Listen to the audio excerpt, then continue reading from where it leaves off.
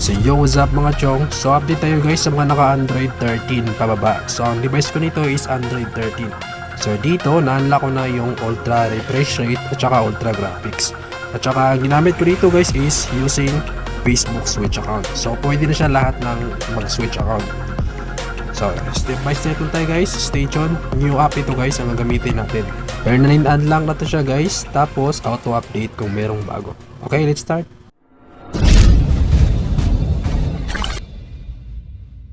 So, first step nang gawin natin guys is yung link. I-download mo na yung link. Ilalagay ko sa pin comment. So, free unlock ito guys, no password.